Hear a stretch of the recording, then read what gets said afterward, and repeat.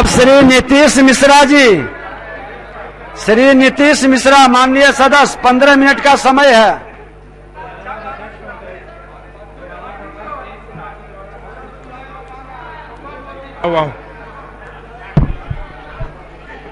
सर्वप्रथम तो मैं अपनी पार्टी के प्रति भी आभार व्यक्त करता हूं कि मुझे बोलने का अवसर दिया गया और 17वीं विधानसभा में पहली बार बोलने के लिए खड़ा हुआ हूं। अपने क्षेत्र की जनता, झंझारपुर की जनता के प्रति आभार व्यक्त करता हूं कि इस सदन में उन्होंने मुझे निर्वाचित करके भेजा। इस सदन में लगभग 104 नए सदस्य आए हैं, जैसा मैंने अखबारों में संख्या देखी थी। मुझे ये सौभाग्य है कि मैं चौथी बार आया हूं चुन के। जब नए सदस्य आते हैं पहली बार चुन के, बहुत अरमान होते हैं, क्षेत्र के प्रति जवाबदेही उनकी होती है और सबों के मन में इच्छा होती है कि हम अपने क्षेत्र के लिए क्या से क्या हम कर दें। मैं सिर्फ इतना ही कहना चाहूंगा नए साथियों को कि हम लोग अपने क्षेत्र की जनता की आवाज बनकर आए हैं। 3-3.25 लाख लोगों का प्रतिनिधित्व हम कर रहे हैं। ये अवसर हम सबों को मिला है, इसका सकारात्मक उपयोग हम सब करें। अध्यक्ष महोदय, बहुत संक्षेप में मैं अपनी बात रखना चाहूंगा। हमें यह सौभाग्य मिला हुआ है जब पूर्व राष्ट्रपति डॉक्टर एपीजे अब्दुल कलाम साहब ने बिहार विधानमंडल के संयुक्त सत्र को संबोधित किया था और उस संबोधन में उन्होंने जो बिहार में 243 माननीय विधायक हैं, उन सब के बारे में उन्होंने ये कहा था कि आप अपने आप को विधायक मत समझिए, बल्कि बिहार के 243 डेवलपमेंट पिलर्स हैं। आप विकास की राजनीति कीजिए, आप विकास की बात कीजिए और आप देखेंगे कि कैसे आपकी क्षेत्र की जनता आपको सर आंखों पर रखती है। कुछ आंकड़ों की बात हुई, मुझे प्रसन्नता हो रही है कि जो पार्टी कभी आईटी वाईटी क्या होता था कहा करते थे, आज उनकी चिंता बहुत ज्यादा बढ़ गई है कि बिहार में आईटी का भी व्यापक विस्तार हो। और मुझको प्रसन्नता इस बात की भी है कि बार बार अपने संबोधन में डेटा के इस्तेमाल पर जोर दिया गया, लेकिन डेटा का एक थ्योरी भी है अध्यक्ष महोदय, that data needs continuous updation. एक आंकड़ा मैंने देखा चुनाव के समय में भी, मुझको मौका नहीं मिला कि मैं इस बात को सार्वजनिक रूप से कहीं रख सकूं। अनएम्प्लॉयमेंट की बात के आंकड़े को बार बार संबोधन में या अनेक जगह इस बात का जिक्र किया गया। वो डेटा सीएमआई की रिपोर्ट का है, सेंटर फॉर इंडियन इकोनॉमी, जिसमें अप्रैल के महीने में आप सब अवगत हैं कि लॉकडाउन का समय था, तो पूरे देश में ही नहीं पूरे विश्व में एक अजीब सी स्थिति हम लोग की बनी हुई थी। 46.6% था, इसमें कहीं कोई दो राय नहीं है। लेकिन उसी सीएमआई की रिपोर्ट ने सितंबर महीने में जब एम्प्लॉयमेंट का डेटा बिहार का जब उन्होंने प्रकाशित किया था तो वो 13.3% था। लेकिन विगत लगभग 8-10 महीने से एक ऐसे आंकड़ों का इस्तेमाल किया जा रहा है जो कि असत्य है और उसका प्रयोग करके सिर्फ नौजवानों को दिग्भ्रमित करने की कोशिश की जाती रही। आंकड़े की बात हुई, मुझको बहुत प्रसन्नता हुई कि अगर आंकड़ों पर हम लोग वाद विवाद करें, डिबेट करें, तो उससे अच्छी बात नहीं होगी और मेरे लिए तो इससे सरल कुछ और हो ही नहीं सकता है कि आप आंकड़ों की बात करें। 2005 से आज 2021 की यात्रा, न्याय के साथ विकास की यात्रा, और इस विकास की यात्रा का मैं भी साक्षी रहा हूं कि माननीय मुख्यमंत्री श्री नीतीश कुमार जी के साथ मुझे भी एक लंबे समय तक उनके मंत्रिमंडल में काम करने का सौभाग्य मिला है। 1990-2005 की बात करें, बस मैं 5-6 आंकड़े ही मैं आपके सामने देना चाहूंगा।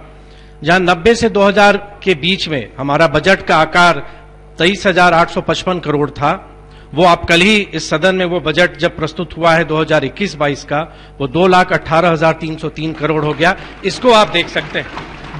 जीडीपी, जब हम विकास की बात करते हैं तो विकास का पैमाना क्या होगा, हम कैसे मेजर करेंगे कि हमारा राज्य या हमारा देश डेवलप कर रहा है। 90 से 2005 के बीच में बहुत सारे आंकड़े दिए गए, लेकिन मैं विकास के तथ्यों की बात कर रहा हूं। 3.19% था हमारा जीडीपी, जो 2005 से 2020 के बीच में 11.3% हुआ। जब हम कृषि की बात करते हैं, मुझको प्रसन्नता होती है कि प्रत्येक सदस्य किसानों के हित की बात करते हैं, उनके लिए चिंतित रहते हैं। कृषि विकास दर 1990 से 2005 के बीच में 2.35% था, जो अभी लगभग 8.5% प्रति व्यक्ति आय। जब हम सब की बात करते हैं, हम पूरे बिहार के विकास की बात करते हैं, वो तभी संपन्न होगा जब हमारा यहाँ का प्रत्येक परिवार खुशहाल होगा, उसकी आमदनी बढ़ेगी। 90-2005 के बीच में 8,000 रुपए थे प्रति व्यक्ति आय, जो 2005-2020 के बीच में बढ़कर 43,822 हुए। ये आंकड़े और अभी सुधारी हुए होंगे। बिजली की उपलब्धता 90 से 2005 में 22% थी, जो आज 100% है, 100%। पक्की सड़क की जब हम बात करते हैं तो 90 से 2005 में 34% था, 34%, जो आज लगभग 96% है। आत्मनिर्भर की बात हुई, और आत्मनिर्भर मैं इतना जरूर कहूंगा, चाहे हम किसी भी राजनीतिक दल से हों, यहां बैठा हुआ प्रत्येक व्यक्ति ये जरूर चाहेगा कि हमारा देश आत्मनिर्भर हो, हमारा राज्य आत्मनिर्भर हो।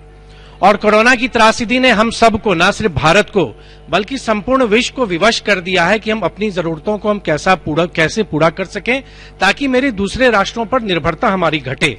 और मुझको लगता है प्रत्येक व्यक्ति इस विचार से जरूर सहमत होंगे और जरूर चाहेंगे कि हमारा राज्य भी आत्मनिर्भर बने। उस संदर्भ में मैं सिर्फ दो पंक्ति में कहना चाहूंगा कि मैं एक जनप्रतिनिधि के नाते, क्योंकि एक जनप्रतिनिधि का भी विकास में एक बहुत बड़ी भूमिका होती है, मैं आत्मनिर्भर बिहार की कल्पना से सहमत विचार हूं। मैं बिहार के विकास में छोटा सा भागीदार हूं और मुझे लगता है कि इस विचार से सब सहमत होंगे। किसान की बात हुई, मुझको एक पुराना संदर्भ याद आ गया। माननीय मुख्यमंत्री जी अभी नहीं है, लेकिन मुझको वो घटना याद है।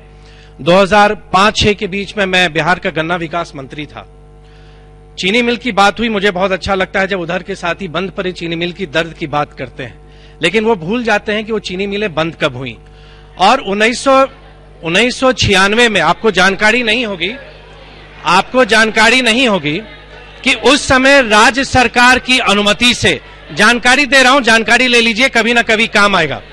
1996 में राज्य सरकार की अनुमति से बंद पड़े चीनी मिल, जो बिहार राज्य चीनी निगम की मिलें थे, उनको लिक्विडेशन के लिए राज्य सरकार ने माननीय उच्च न्यायालय में एक याचिका दायर किया।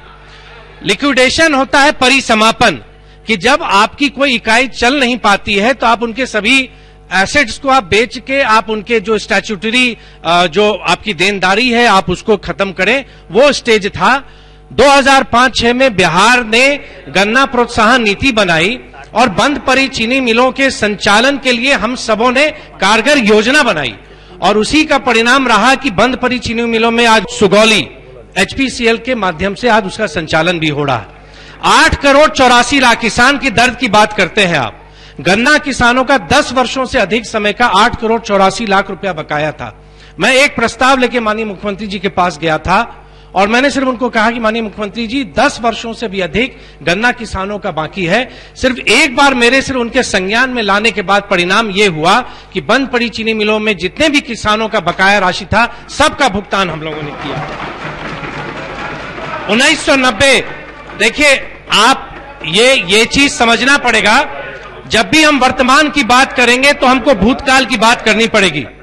90 से 2005 की पीड़ा मुझे इसलिए याद है क्योंकि मेरा विद्यार्थी जीवन उस समय बीता है, और मैं अक्सर इस बात का उल्लेख करता था कि 90 से 2005 का बीच का बिहार ऐसा था जब लोग कहते थे कि brain drain is better than brain in the drain, जहां पर कहीं भी ना किसी टैलेंट की ना हमारे युवाओं के लिए कोई अवसर था। पलायन कब शुरू हुआ? अगर आप माननीय मुख्यमंत्री जी तो अक्सर कहते हैं कि आप बेहतर कमाई के लिए आप जा रहे हैं, वो स्वागत योग्य है, लेकिन 2 जून रोटी के लिए अगर आप बाहर जा रहे हैं तो वो बहुत ही पीड़ादायक है। लेकिन उस दौर को हम जब दिल्ली विश्वविद्यालय में पढ़ते थे अपनी पहचान छुपाने की कोशिश करते थे, और ये वास्तविकता है। एक पीड़ा उस समय के युवाओं से आप पूछेंगे कि बिहार की चर्चा किन संदर्भ में होती थी, लेकिन आज हमें गर्व होता है, आज हमें गर्व होता है अपने आप को बिहारी कहने पे। और ये बात अब Bihar from a failed state to a success story माननीय मुख्यमंत्री जी के ही कुशल नेतृत्व में हुआ है। और मैं माननीय मुख्यमंत्री जी के जो कार्यशैली है मैं उसमें जरूर कहना चाहूंगा कि उनकी जो कमिटमेंट है बिहार के प्रति, आप भले हो सकता है आप असहमत हो, आप विपक्ष में हैं, आप सरकार जितनी भी कार्य करेगी आप उससे सहमत नहीं होंगे, लेकिन माननीय मुख्यमंत्री जी के बारे में मैं इतना ही कहना चाहूंगा कि लहरों को साहिल की दरकार नहीं होती, लहरों को साहिल की दरकार नहीं होती, हौसला बुलंद हो तो कोई दीवार नहीं होती। जलते हुए चिराग ने आंधियों से ये कहा, उजाले देने वालों की कभी हार नहीं होती। और ये विकास की जो यात्रा है, और आप ये भी देखेंगे कि इसी सदन में एक ऐसी माननीय मुख्यमंत्री जी की सोच, जब पूरे देश में गन्ना से सीधे एथेनॉल बनाने का प्रावधान नहीं था, सिर्फ ब्राजील में था, इसी विधानसभा से एक्ट हम लोगों ने पारित किया कि गन्ने से सीधे आप एथेनॉल बना सकते हैं। और आज अगर एथेनॉल की संभावना इतनी अधिक हो गई है, क्योंकि आप सब जानते हैं कि पेट्रोल में उसको मिलाया जाता है, अब तो 10% तक मिलाया जाता है, अब से अधिक भी मिलाया जा सकता है। तो बिहार अपने आप को एथेनॉल बनाने की दिशा में एक बहुत बड़ा राज्य बन सकता है। उस प्रस्ताव को हम लोगों ने भेजा, लेकिन मैं अनेकों बार उस समय के तत्कालीन केंद्रीय मंत्री से मैं अनेकों बार मैं जाके मिला, लेकिन हमारे प्रस्ताव की स्वीकृति नहीं मिली। लेकिन मुझे प्रसन्नता है कि अभी कुछ दिनों पहले ही माननीय नितिन गडकरी जी ने आश्वस्त किया है कि बिहार के में जितने भी एथेनॉल का उत्पादन होगा, सबकी जो उसको खरीदा जाएगा, वो केंद्र सरकार उसमें पूरी मदद करेगी। जीविका, आप देखिए, जब आप अगर कहीं अच्छी चीजें हो रही हैं, अगर मैं वर्णन करूं 15 साल की, तो मुझको लगता है 15 मिनट तो उसमें नहीं, मैं 24 घंटे तक मैं सरकार की उपलब्धियों, जो एनडीए सरकार की उपलब्धि है, मैं उस पर चर्चा कर सकता हूं। जीविका, जो माननीय मुख्यमंत्री जी एक मौन क्रांति कहा करते हैं, कि आज आप गांव में जाके देखेंगे कि कैसे हमारी महिलाएं, हमारी दीदियां, जिनको हम लोग जीविका से जुड़ी हुई बहनों को हम लोग दीदी बुलाते हैं, कि कैसे ग्रामीण क्षेत्र की अर्थव्यवस्था को और महिला सशक्तिकरण में जीविका से बड़ा उदाहरण आज संपूर्ण देश में नहीं हो सकता, जो बिहार ने एक उदाहरण के स्वरूप प्रस्तुत किया है। युवाओं के लिए स्किल डेवलपमेंट की जब कोई बात नहीं करता था, उस समय बिहार ने स्किल डेवलपमेंट की योजना बनाई और 2010-11 में ही हम लोगों ने व्यापक योजना बनाई थी स्किल डेवलपमेंट के लिए। कोरोना के समय को कौन भूल सकता है। 2020 ऐसा बीता जो यहां बैठा हुआ प्रत्येक व्यक्ति, या मुझको लगता है कि ये पूरे विश्व का प्रत्येक व्यक्ति ये चाहता होगा कि ये वर्ष जितनी जल्दी खत्म हो जाए, बीत जाए और 2021 आए। इस कठिनाई को किसी ने कल्पना नहीं किया था। क्या कभी पूरा विश्व भी लॉकडाउन हो सकता है? हम लोगों ने कभी नहीं कल्पना की थी, नहीं, विश्व भी लॉकडाउन में जा सकता है, लेकिन ऐसा हुआ। लेकिन उसी परेशानियों में हम कैसे अपने राज्य के परिवारों को, हम उनके तकलीफों को कम कर सके, उसमें केंद्र सरकार की सहयोग से और राज्य सरकार की सहयोग से प्रत्येक परिवार तक सहायता पहुंचाई गई। और इसमें कोई किंतु परंतु नहीं है, क्योंकि डीबीटी, जिस चीज को आप कल्पना नहीं कर सकते हैं, डायरेक्ट बेनिफिट ट्रांसफर, एक वरदान के तौर पर इस देश में उसका प्रयोग माननीय प्रधानमंत्री जी और माननीय मुख्यमंत्री जी कर रहे हैं, कि जब लाभुक के खाते में सीधे राशि ट्रांसफर जब होती है, तो कहीं भी बिचौलिए की कोई भूमिका उसमें नहीं होती है। देखिए, चुनौतियां तो बहुत आती हैं, लेकिन उन चुनौतियों को कैसे हम अवसर में बदलते हैं, नेतृत्व की दक्षता वहीं पर दिखता है। कि चुनौतियां तो जब भी आप शासन में आएंगे, आप शासन में रहे हैं, आपको मौका मिला था। शासन में जब आप रहते हैं तो निर्भर ये करता है कि आपको जो समय मिला, उस समय का आप कैसे आप इस्तेमाल कर पाते हैं, और उसका आप जनता के लिए, पब्लिक डिलीवरी के लिए आप कैसे इस्तेमाल करते हैं। मैं माननीय मुख्यमंत्री जी के प्रति पुनः आभार व्यक्त करूंगा कि बिहार में दो चीज उन्होंने शुरू किया, दो चीज उन्होंने शुरू किया, पारदर्शिता, transparency and usage of information technology, IT, कि कैसे पब्लिक डिलीवरी में अगर आप गड़बड़ियों को दूर करना चाहते हैं, आज इस डेटा का आप इस्तेमाल कर रहे हैं। मैं तो खुद मैनेजमेंट का विद्यार्थी हूं, मैं 90 से 2005 के बीच में मैं आप सबको कहता हूं, आप जरा बिहार के डाटा को जरा निकालिए, आपको मिलेगा नहीं, आप परेशान हो जाएंगे, लेकिन उसमें आपको कोई डेटा आपको नहीं मिलेगा। लेकिन आज ये केंद्र सरकार और बिहार सरकार की देन है कि सभी जानकारियां पब्लिक डोमेन में है। जिस जानकारी को लेके आज आप बात कर रहे हैं, पारदर्शिता इस सरकार की, या माननीय प्रधानमंत्री नरेंद्र मोदी जी की सरकार की सबसे बड़ी उपलब्धि यही है कि सभी योजनाओं के डिलीवरी को उन्होंने पारदर्शी बना दिया है, पब्लिक डोमेन में डाल दिया है। और आईटी का इस्तेमाल, आज अगर 20 लाख हमारे बिहारी, आप सबके क्षेत्र के भी कोई ना कोई परिवार, कोई ना कोई व्यक्ति बिहार के बाहर रह रहे होंगे कोरोना के समय में, आप कल्पना कर सकते हैं कि एक मोबाइल के माध्यम से, एक ऐप के डेवलप करने से ही 1000 रुपया उनके खाते में चला गया। ये कंक्लूड करें, ये साधारण उपलब्धि नहीं थी। ये तो मात्र कुछ उदाहरण है जो मैंने दिया। अवसर मिलेगा तो इसी तरह आप सबकी नजरों के सामने मैं बात रखूंगा। अंत में मैं अपनी बात माननीय प्रधानमंत्री जी की कही हुई बातों से मैं समाप्त करना चाहूंगा। माननीय प्रधानमंत्री जी ने जो कहा था, और मुझको लगता है वो सभी जनप्रतिनिधि के लिए एक तरह से मोटो वो हो सकता है, वो जो सामने मुश्किलों का अंबार है, उसी से तो मेरे हौसलों की मीनार है। चुनौतियों को देखकर घबराना कैसा, इन्हीं में तो छिपी संभावना अपार है। विकास के यज्ञ में परिश्रम की महक है, यही तो मां भारती का श्रृंगार है। गरीब अमीर बने हिंद की भुजाएं, बदलते भारत की यही तो पुकार है। बहुत बहुत धन्यवाद। मैं आसन के प्रति धन्यवाद व्यक्त करता हूं कि आपने मुझे बोलने का अवसर दिया।